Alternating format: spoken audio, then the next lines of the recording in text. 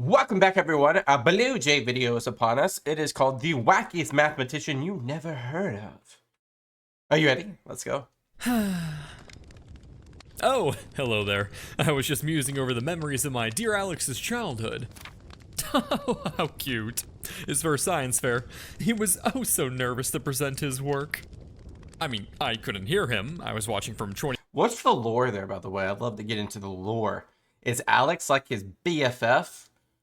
Is he his owner? Who's Alex, like, in relation?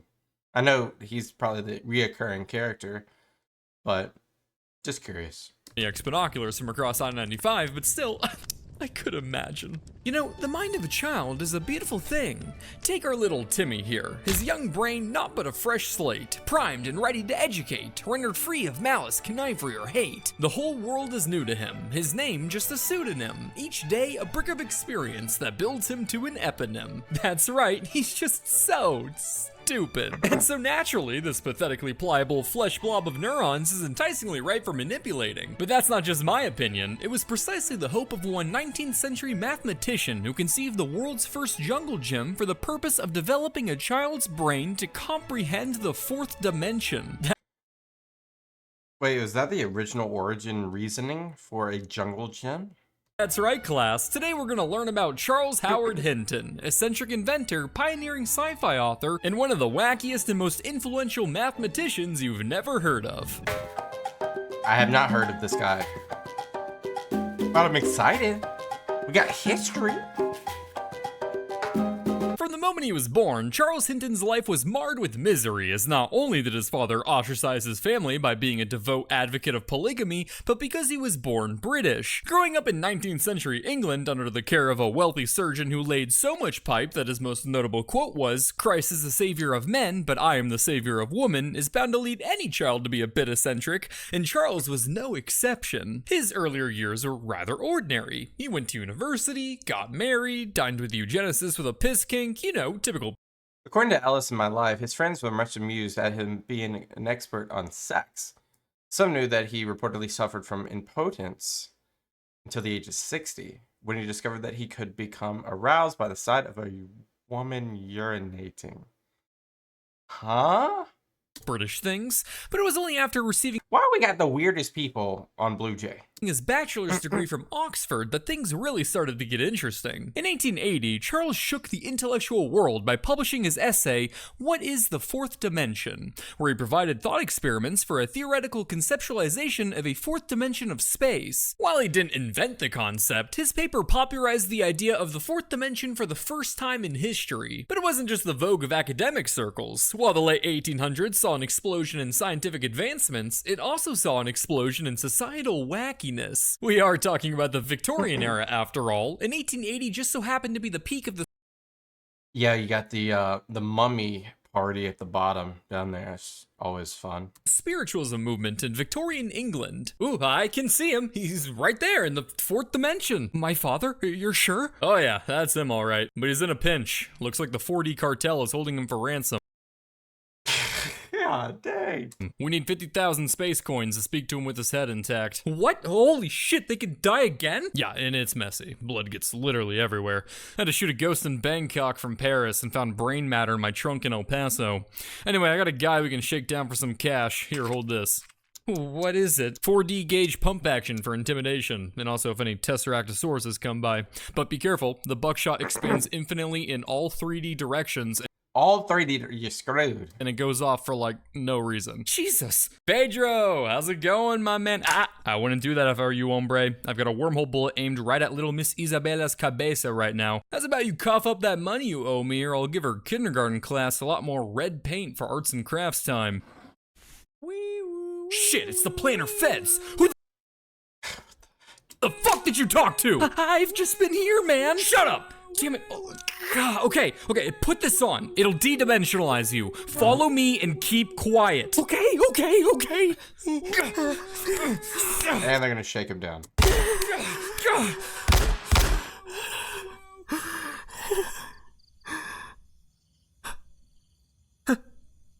Hello? What am I watching? What You're in the woods. God damn it, he took my wallet. Knew it. Psychics and mediums alike. Wait a minute, are you cold? No, I'm fine. Oh my gosh, you're shivering. I'm really not. Here, child, I'll take care of you.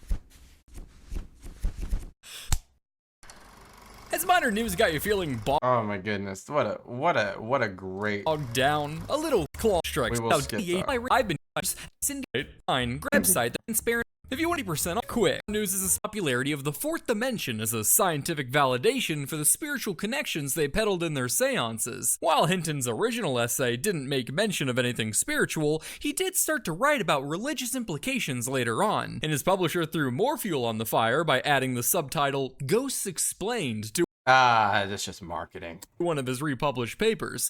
Gotta sell this nerd shit somehow after all. But scientific essays alone were a bit too boring for Hinton. If he was gonna write about mind-bending theoretical science, he was gonna do it in style. So before it was ever even considered a genre, Charles chose to express his thoughts on the fourth dimension through science fiction novels that he called scientific romances. Huh?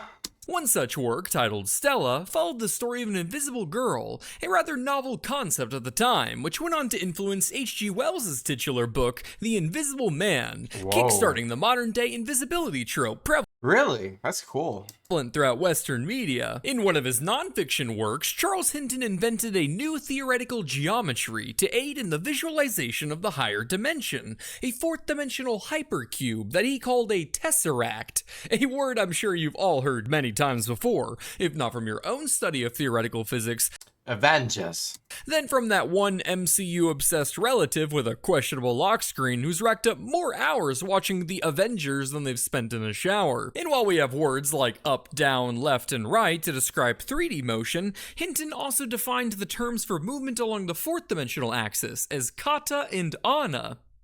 Katana? First the MCU, and now literally the word katana broken in half. I can't help but wonder if he was actually a genius or just another weeb born too early for Reddit. These are fascinating ideas, Charles. Kata and ana, you say? Do you have any accompanying diagrams I could ponder? Oh yeah, it's just in my room. Wait, don't go in! Oh my god.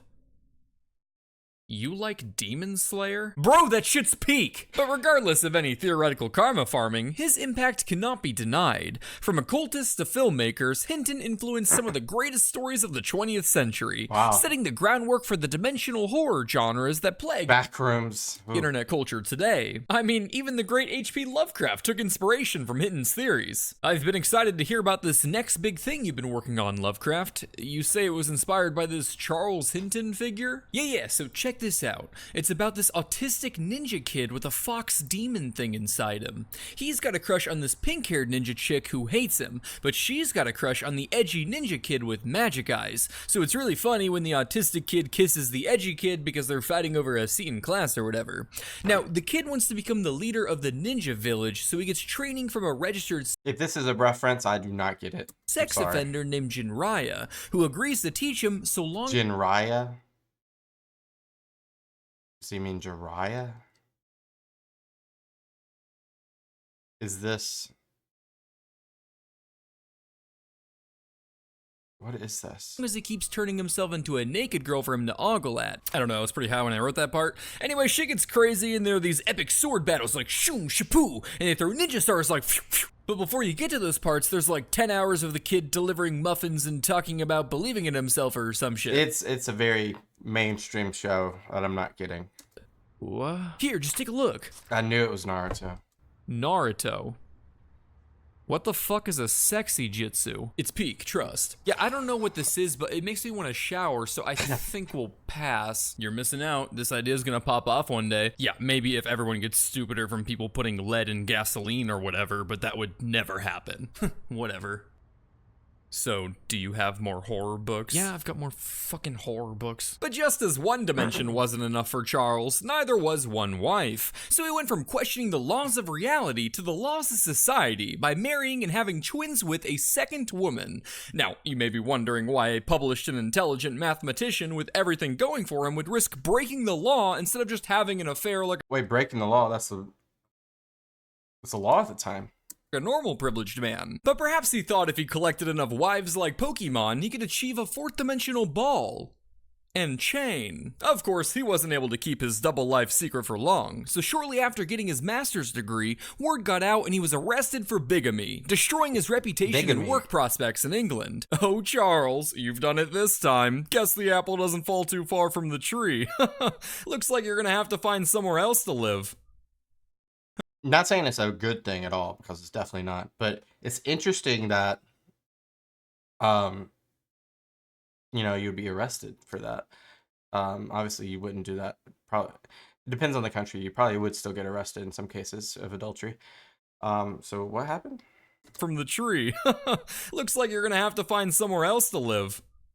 Japan? Huh, maybe he was a weeb. Hinton fled to Japan with his first wife and kids, where he found work as a headmaster at Victoria Public School. It was here that he had his fourth kid, well, with this wife at least, and it was also here that he came up with a theory. Hinton hypothesized that since we humans spend our lives moving in 2D planes, such as from point A to point B on a road, that if a child were to be raised to move intuitively in 3D space, they would be able to conceptualize the fourth dimension. Now, one could accomplish something like this with a whimsical series of trebuchets peppering the clouds with toddlers, but that would leave a child a bit more 2D instead of 3D, and thus unable to articulate their newfound enlightenment. So to test his theory, Charles created stacks of bamboo cubes arranged in an XYZ coordinate system, where he would run experiments by yelling out spots for his kids to race to. So this is the origin of Jungle Gym. This way, a child could develop a fundamental understanding of 3D spatial movement with relative safety, even if it was lamer than my idea. X3, Y2, Z4, go!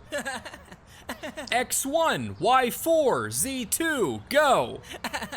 Garage fridge, go! Blue ribbon, go! Pour in mouth, go! Dad, can we stop now? No! You're learning math. Now cigarettes, CVS, Second and Girard, go! Despite his efforts, it's a universal law that creatures inhabiting one dimension can't perceive the dimension greater. 2D Sonic, for example, can't see the third dimension, just as 3D Sonic struggles to grasp the fourth. For more information on this concept, Google Sonic Rule 3-4. But because they were essentially playing the 19th century equivalent of Minecraft, these drills ended up being more like playtime for the kids than rigorous science. So much so that Charles' youngest son, Sebastian, went on to patent the design later on in life, introducing the Jungle Gym to That's funny. And now there's jungle gyms on every playground in the world. schools across America for the first time ever. While Hinton isn't around today to shout out coordinates, at least his fourth dimensional experiment can live on as a staple of any good playground. And who knows, maybe one day his experiment will bear fruit. We're gonna play on the Jungle Gym, Mom. Alright boys, have fun. Well, look who's back. Did you kids have fun playing outside? We have ascended to a higher plane of being, Birthgiver. Time and matter no longer bind us to their laws. We've grown beyond the musing of this play you speak of. Aw, you boys are too cute. Now who wants some juice? I do. Of the apple, perhaps. After a few years, Charles left Japan for America, where he took up a job as a professor at the College of New Jersey, the school that would soon become Princeton. It was here that Hinton took a rather unusual turn in his career, as he found himself assisting the school's baseball team with a new invention. Utilizing his mathematical genius, Hinton designed and patented the world's first baseball pitching machine. Really? Which used gunpowder. Well, boys, what do you think? Terrible! This is the world's worst pitching machine! Well, at least I didn't invent the world's first bitching machine. The invention was impressive and versatile, able to adjust speeds from fastballs to no balls, and even featured extendable rubber appendages that could provide a light ball tap for stimulating curveballs. The device turned him into a pseudo-celebrity throughout America as he showcased its capabilities, which included striking out the entire Princeton team. The gunpowder gizmo would be short-lived, however, due to, according to the New York Sun, the fear it inspired in the batters. Probably due to the fact that the baseball gun Was the gun. resulted in multiple injuries. Oh. Who would have thunk? Charles would then leave his job at Princeton, with some sources stating he was let go due to the pitching machine injuries. He had a few more jobs, teaching at the University of Minnesota, working at the U.S. Naval Observatory. He gets around. in DC and landing his final job as a chemical patent examiner. But Hinton never lost his fascination of the fourth dimension, as he continued to publish various works throughout his time in America. In April of 1907, Charles found himself addressing the Society of Philosophical Inquiry in DC. It's reported that the polygamous British mathematician made a toast to all the female philosophers before leaving the dinner, suffering a cerebral hemorrhage and dropping dead in the lobby. That's the way to go. This goes out to all the baddies out there. Keep up the philosophy and may your curves stay sexy in every dimension. Mr. Hinton, maybe it's time for you to go. Oh, hey, baby. Listen, I know we can't see 4D, but I can show you 1D back in my jungle gym. Oh no, look, he died of a sudden cerebral hemorrhage or whatever. That's crazy. Charles Hinton's life is interesting enough on its own, but throughout my research, I found myself just as invested in certain branches of his backstory outside of the bamboo ones. His family tree. If you thought Forrest Gump had a special gene for stumbling into so many events of historical or wacky relevancy, that gene was dominant in Charles' entire lineage. His dad, James Hinton, when he's not being remembered for his woman's Hinton's also a founding father name, so I wonder if it's that as well. spelunking, is often associated with Jack the Ripper due to his connection to a potential suspect of the serial killer. Charles' wife, the legal one, Mary, had the maiden name of Boole, as in George Boole, the creator of the Boolean logic that laid the foundation for the information age that's allowing you all to sit there right now and watch the Subway Surfers gameplay under this video on TikTok. Charles' sister Ada was a fashion influencer and dressmaker who thrived at the forefront of the rational dress movement, working for some of the most beautiful stars of her time. But not of all time. One of his grandsons, Howard, became an etymologist, famous for not only his lifelong work studying beetles and discovering an extra stage in insect metamorphosis, but also for, despite all that, still finding a way to get laid. One of his sons, Jeffrey, became a computer and cognitive scientist, winning both the Turing Award and the Nobel Prize in Physics for his work in artificial neural networks, earning him the genes go crazy. Nickname the Godfather of AI. But perhaps his biggest claim to fame is being the clear inspiration for Shrimp from Smiling Friends. Charles' granddaughter Joanne was a nuclear physicist and one of the rare women who worked on the Manhattan Project, creating the very atomic bombs that would terraform Japan into the anime wonderland of her grandfather's dreams. Regretting her part as a nuclear future inducer, she moved to China during the peak spicy years and helped contribute to Mao Zedong's vision. Her brother His vision, yeah. William documented said spicy years while working the fields, returning to the States with notes on the so-called freedomless land, which were confiscated by the FBI, who blacklisted him from any teaching or employment in the land of freedom. That's what happens. He published books on his revolutionary experience in China, bloody violence and all, justifying it and selling hundreds of thousands of copies. A pretty sick nasty feat, but not nearly as sick nasty as when he ski raced in something called the American Inferno behind this guy.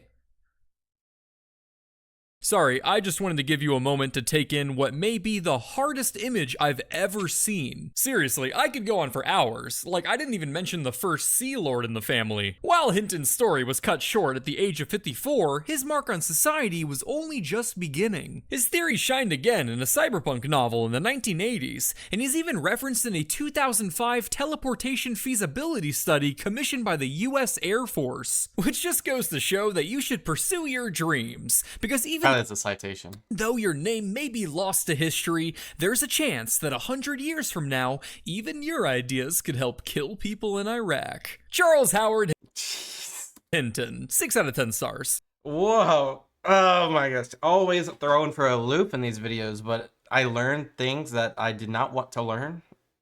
And life moves on. Like, this is awesome. 6 out of 10 stars. I say a 9 out of 10 stars. This guy was crazy. But crazy smart. And when you get crazy and crazy smart, you get a BlueJay video. Thank you guys so much for watching. Leave me some video suggestions down below. History's crazy. Let's keep getting more crazy. Peace out. Bye-bye.